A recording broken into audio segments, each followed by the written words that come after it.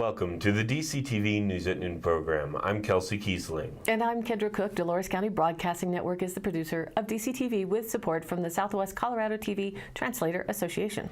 If you have a news topic or event you'd like to see covered, give us a call. The studio number is 677-4119. Today's show runs Thursday at noon and is uploaded to our YouTube channel and our DCTV News at Noon Facebook page to watch on demand. Today is May 30th, 2019, and now the news at noon. From the Durango Herald, the Durango Police Department has identified a man who died by suicide last week in the La Plata County Jail. Saul Hernandez, age 21, of Pagosa Springs, died of self-inflicted trauma around 5:35 p.m. Sunday at the jail, said Durango Police Department Commander Jacob Dunlap.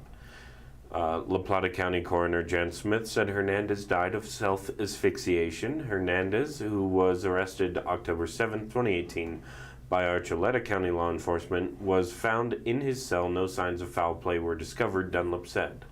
Archuleta County Sheriff Rich Valdez and La Plata County Sheriff Lieutenant Gary Bordeaux did not immediately respond to requests seeking comment about why Hernandez was in jail and his conduct after while incarcerated. La Plata County Sheriff's deputies were holding Hernandez in the La Plata County Jail on behalf of the Archuleta County Sheriff's Office. The Durango Police Department, which was called to investigate the death, did not have information readily available about why Hernandez was in custody. The La Plata County Jail's telephone access record system indicated Hernandez was transferred to La Plata County Jail on 2 courtesy holds for Archuleta County. His bond for each charge was set at $3,000. From the Durango Herald, David Holub graphic. Despite media reports and proclamations on social media in recent days, weather and climate experts say Colorado's drought is not over. The U.S. Drought Monitor on Thursday released its weekly drought map that showed for the first time since the service was created in 2000, Colorado was free from all listings of drought after a winter of heavy snow and a spring filled with precipitation lifted the state out of the red. The Drought Monitor's outlook prompted media reports and chatter on social media that Colorado's long drought was over. But that conclusion is inaccurate and doesn't tell the whole story of Colorado's drying out in the face of climate change, according to several weather and climate experts who spoke to the Durango Herald this week. The Drought Monitor's weekly outlook is a snapshot of current conditions and doesn't take into account long-term trends, said Richard Heim, a meteorologist for NOAA's National Center for Environmental Information, who created last week's drought map. We're at 659% of average. Each week, climate experts at NOAA look at indicators of drought such as snowpack, stream flows, soil moisture, long-term weather outlooks, etc., and determine whether that set of criteria are trending towards wet or dry conditions. Then a level of drought, if any, is placed on a region on a scale of 0 to 4. Drought is a very interesting phenomenon because it's not the presence or occurrence of something, it's the lack of something, Heim said. And it takes a while for drought to develop and for people to notice it. The Drought Monitor listed Southwest Colorado in a drought in fall of 2017, and with a practically non-existent winter, put the region in the most extreme level of drought conditions in the spring of 2018 in what turned out to be the second lowest water year in recorded history. And there, Southwest Colorado remained until this winter put on its best Jekyll and Hyde, resulting in the third largest snowpack since 1986 to hit the San Juan Mountains. As a result, the Drought Monitor started to reduce the severity of drought over the past few months. But 1 year of epic snowfall does not end or reverse the long-term trend of drought in Southwest Colorado and other parts of the state, said Taryn Finnessy, a senior climate change specialist with the Colorado Water Conservation Board. The research group's study emphasized that the Colorado River Basin isn't in a normal drought cycle that is expected to end. Instead, the region's arid climate is only expected to further dry out, and with rising global temperatures, there doesn't seem to be any reversal to that pattern in sight, they say. According to that report, this new reality has led climate experts to better define the Southwest drying out through the term aridification. At a certain point, when drought just lingers year after year, you have to quit calling it drought and start thinking about it as a drier and more arid presence, the study pointed out. The Drought Monitor's Heim also said drought maps may no longer be based on reliable historical data given these changes. If the climate is changing and the historical record is no longer a good reflection, then that's something that has to be looked at, he said. Given these realities, it's important to always be planning for for a world with less water, Wascom said. A side note, that begs the question, where in the world is the water going? Reports that a drought is over only serves as a disservice in misleading the public and makes water conservation and sustainability practices a harder sell, they said. Once again, on an editorial note, not the opinion of this station or this article, research the UN's Agenda 2030 for a global perspective on intent and planning, as well as what is being called weather wars, with geoengineering and weather modification becoming entangled with geopolitics. This will provide more of the big picture on extreme droughts and flooding that are catching the headlines across the country these days. From the Cortez Journal, a procession in honor of deceased State Senator John Pinto will travel from Gallup to the state capitol to honor the former Navajo code talker and politician. The procession, that will include state police and the Navajo and Hopi Honor Riders motorcycle group, is scheduled to accompany Pinto's casket through the communities of Shiprock, Farmington, Bloomfield, Cuba, Bernalillo, and Santa Fe. An afternoon memorial service is scheduled in the State House Rotunda. Pinto died Friday at age 94 after setting a record for serving 42 years in the state Senate. Potential successors to Pinto in the Senate will be nominated by the McKinley and San Juan County Commissions. Democratic Governor Michelle Lujan Grisham makes the final appointment. It reported in the Colorado Springs Gazette, file photo. What one governor taketh away, another governor gives. On Wednesday, Governor Jared Polis signed 6 pro-marijuana bills into law, including one that will allow out-of-state visitors and others to safely consume cannabis in regulated hospitality facilities. Polis on Wednesday signed 2 bills into law that had been vetoed last year by then-Governor John Hickenlooper. Under House Bill 1230, marijuana hospitality facilities can be set up to allow consumption of marijuana products. According to the Cannabis Hospital Coalition, existing dispensaries could apply for a limited consumption license, while entrepreneurs who have found entrance to the cannabis industry difficult will have a new chance to seize opportunities in establishing their own separate establishments. This will create new workforce development and local community impact opportunities. Those establishments legalized under House Bill 1230 can open for business on January 1st, 2020, and will be licensed by the state's Marijuana Enforcement Division within the Department of Revenue, as well as under the authority granted by local governments. People complain about the smell of marijuana in parks and neighborhoods, Polis said. This will allow for safe public consumption and great business opportunities. We have to treat medical marijuana and recreational marijuana like the drug it is, not the drug people fear, added Democratic Representative Jonathan Singer of Longmont, a sponsor of the 2018 bill. This gives them a responsible place to go with trained staff who can explain potencies and the products, added Representative Jovan Melton of Aurora. We say, come to Colorado, visit our dispensaries, and purchase, but don't smoke it and don't take it with you. That doesn't make sense. According to the Cortez Journal, 2 high-profile court cases have moved ahead in recent days. A Dolores man has been charged with second-degree attempted murder and illegal discharge of a firearm by the 22nd Judicial District Attorney Will Furst. Dustin Raywall, age 30, was advised of the charges during a court appearance Wednesday. He is being held in the Montezuma County Detention Center on a $100,000 cash-only bond. A preliminary hearing is set for June 26th. Montezuma County claims a 60-foot right-of-way, but Nicholas Hawks, Director of Operations for PAX 2013 Limited, the corporation lawyer Jeffrey Craig, claims the historic width of the route is limited from 12 to 20 feet. The order denying the injunction does not represent a final determination in the case, which will proceed to trial. And now let's take a look at the weather. The weather brought in a little more moisture yesterday, and the latest SNOTEL map shows our corner of southwest Colorado again at 659% of average. Fortunately for planting and germinating, the outlook is showing some warmer weather on the way. For today, isolated showers and thunderstorms at 20% chance may be spotty in the afternoon until 5 p.m. Mostly sunny the rest of the day with a high near 66 degrees, southeast winds 5 to 10 miles an hour. And then tonight, mostly clear with a low around 42, west-southwest winds 5 to 10 miles an hour. Our low temperatures overnights are starting to stay warmer, which is a good thing for the heating bill or the woodshed. Friday is when we'll really notice the warm up. Sunny day with a high near 72, east winds 5 to 10 miles an hour, and Friday night mostly clear with a low around 46. That south-southwest wind remains light at 5 to 10 miles an hour. And Saturday sunny with a high near 77 degrees. East winds shift south 5 to 15 miles an hour.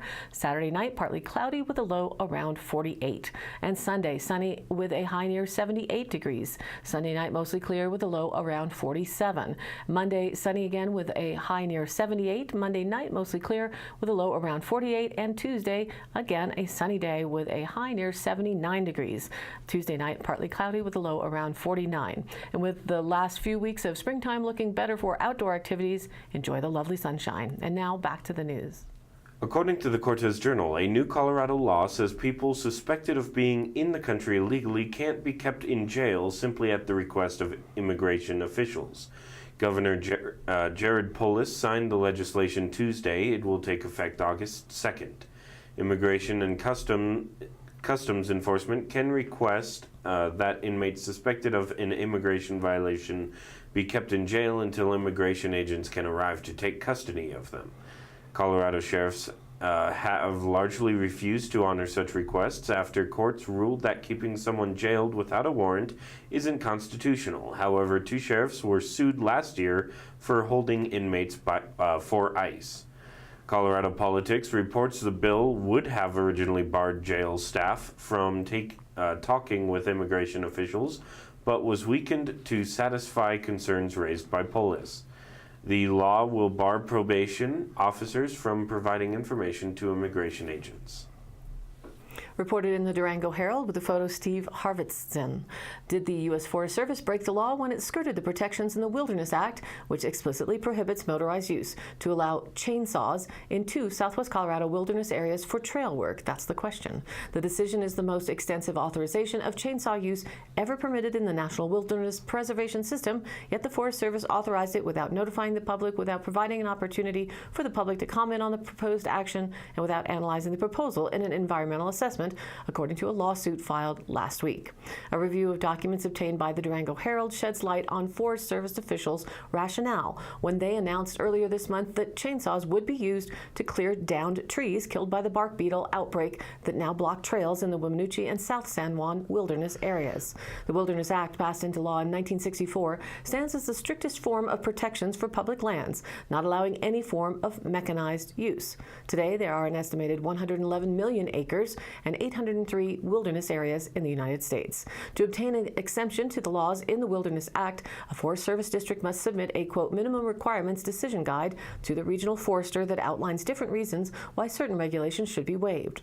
The Forest Service submitted a minimum requirements decision guide on April 4th that outlined its reasons why chainsaws should be allowed in the Weminuche and South San Juan wilderness areas, arguing the workload to clear down trees was too much for the agency to use for using hand saws. About half of the Weminuche Wilderness, which is Colorado's largest wilderness area at 500,000 acres, has been hit by the beetle outbreak over the past decade or so. In the 158,790 acre South San Juan Wilderness, about 60,600 acres have been affected. Now the Forest Service says the trees are falling down at an extreme rate. Officials said cutting off access and, in some instances, closing entire trails to recreational users. In its justification, the Forest Service admits there is no provision in wilderness legislation that addresses the need to clear felled trees. And the agency wrote the proposed project doesn't hold any necessary purpose to protect or preserve the wilderness character of the place. Instead, the Forest Service says the project is needed to provide trail access to the public as well as for permitted outfitters and guide camps. Because of the sheer number of downed trees and the short window for work over the summer, agency officials said it needed to bypass the Wilderness Act for the use of chainsaws. Certain restrictions were placed on the project, such as limiting work to no more than 6 weeks between June 1st and August 17th, and requiring a Forest Service staffer to supervise the work. In a previous interview, Jason Robertson, the Forest Service's lead on the project, said chainsaws have been used in wilderness areas in the past, but usually in circumstances after a major storm knocked down vast amounts of trees. According to the Durango Herald, the number of new diabetes cases among U.S. adults keeps falling even as obesity rates climb, and health officials aren't sure why. New federal data released Tuesday found the number of new diabetes diagnoses fell to about 1.3 million in 2017, down from 1.7 million in 2009. Earlier research had spotted a decline, and the new report shows it's been going on for close to a decade, but health officials are not celebrating. The bottom line is we don't know for sure what's driving these trends, said the lead author of the new report, Dr. Stephen Benoit of the Centers for Disease Control and Prevention. Among the possibilities changes in testing and getting people to improve their health before becoming diabetic. The report was published by the journal BMJ, Open Diabetes Research and Care. The statistics run through 2017. Last year's numbers are not yet available, Benoit said. Diabetes is a disease in which sugar builds up in the blood. The most common form is tied to obesity, and the number of diabetics ballooned as U.S. obesity rates increased. But other factors also might have pushed up annual diabetes diagnoses from 2000 to 2010. And they may partly explain why the numbers have been going down since, some experts say. From the San Juan Record in Monticello, Utah, graphic source Geotab. San Juan County residents live in one of the most glorious locations in the country, many would say in the world. And that strong and maybe slightly biased opinion was backed up by some fact, or at least objective opinion, when GPS fleet management and vehicle tracking company Geotab ranked the 50 best road trips in America on National Road Trip Day, which was May 24th. Lo and behold, sitting atop the rankings is San Juan County's very own Monument Valley Trails road trip. In fact, 2 of the top 3 road trips are located within a day's drive of San Juan County, and no less than half of the top 10 fall into that category. Monument Valley Trails was crowned the ultimate road trip due to its awe-inspiring views and rich natural history. It scored a 92 out of 100 possible points, according to Geotab. Geotab identified 50 popular road trips and ranked each itinerary in terms of attractions, accommodations, and places to eat. They analyzed official traffic data to rate each route based on how busy it is. They also conducted a survey to rate how long the trips take to drive. Geotab then created a point system, assigning different weightings with each element of the road trip to produce an overall ranking identifying the top road trip destinations. In addition to the number 1 ranked Monument Valley Trails, other, quote, local area road trips that made the top 10 include Mesa Verde and San Juan Mountains, ranked 3rd, Colorado's Rockies, 7th, Grand Canyon Road Trip, the 8th, and Bryson Zion National Park's 10th. Road trips are a quintessentially American way of traveling, Geotab Vice President of Marketing Maria Sotra said. With so much different scenery accessible via the country's sprawling infrastructure network, U.S. road trips are a vacation in and of themselves. Geotab gathered road trip itineraries from a variety of sources, including Lonely Planet, National Geographic, the National Park Service, and state tourist boards and travel publications. Ratings for attractions, hotels, and restaurants were collected from TripAdvisor. Traffic data represents the annual average daily traffic across the roads included in the route. Duration was scored by using Google surveys to ask 1,000 U.S. residents their preferred road trip vacation length. Raw scores for duration, attractions, accommodations, food, and traffic were assigned percentage weights, giving each trip a score out of 100. And you can see all of the rankings, attributes, and beautiful photos online at geotab.com/road-trip-ratings. From the Cortez Journal, the Cortez City Council unanimously approved a conditional use permit that would allow for multifamily development at the Old Calkins building. The Housing Authority of Montezuma County is looking to turn the site into affordable rental units. The permit doesn't guarantee that development will take place, but it is necessary for the group's application to move forward and for the Housing Authority to secure grant funds. Terry Wheeler, Executive Director of the Housing Authority, says development will fill a crucial need in the community. The Calkins Building, 121 East 1st Street, was built in 1909 as a high school and has been used by the Montezuma Cortez School District RE1 for a variety of purposes until 2008. The building was entered in the National Register of Historic Places in 2016. The same year, the Housing Authority released its development plans for the parcel. The Housing Authority plans to create 42 residential units in the site and divide the 6.65 acre land into 3 lots, according to a staff report by Associate Planner Neva Connolly. Today's High Canyon Country happenings. Some additional activities around the 4th of July in Dove Creek. The Purpose-Driven Women are bringing an acrylic painting class to Dove Creek on the morning of Friday, July 5th from 9 a.m. to 11 a.m. The classes will be held at the Dove Creek Community Center at Weber Park. The theme is We Stand for the Flag, We Kneel at the Cross. The cost will be $15 and includes a 14 by 18 inch or 16 by 20 inch canvas, paints, and all supplies needed. Snacks are provided. The class size is limited to 24 ladies. Please make a reservation reservation through Candy Hudgens at 970-739-0271 or Sherry Schutt at 970-394-5427. Kenneth and Candy Hudgens' daughter-in-law, Jeanette, will be the teacher. Jeanette grew up on a farm in north central Kansas. She graduated from Bethany College with a fine arts degree. She owned her own art studio in Owasso, Oklahoma, until she moved to Bentonville, Arkansas. Her husband, Dean, will be speaking on the evening of Saturday, July 6th at the Dove Creek Community Center. We invite families to come. A ham dinner with all the trimmings and dessert will be served. Fellowship with the Baptist Church and the Purpose Driven Women's Bible Study Group is sponsoring this event. Also a note that the Dove Creek Superette Deli is now offering delivery, so if you can't get to them, they will now get to you. And all of the happenings are posted on our DCTV News at Noon Facebook page, along with the YouTube replays, weather, original stories, and local posts. To share your event or information, you can contact us by email, dcbnnews@gmail.com, or call the station, 970-677-4119. Thanks for tuning in. News at Noon airs at noon Monday through Thursday and then is available online on our YouTube channel and our DCTV News at Noon Facebook page on demand. Please like us there on Facebook and join in of the news of our area, and of course, please share it with a friend. For Kendra Cook with DCTV and the News at Noon program out of Dove Creek, USA, I'm Kelsey Kiesling. Thanks for watching.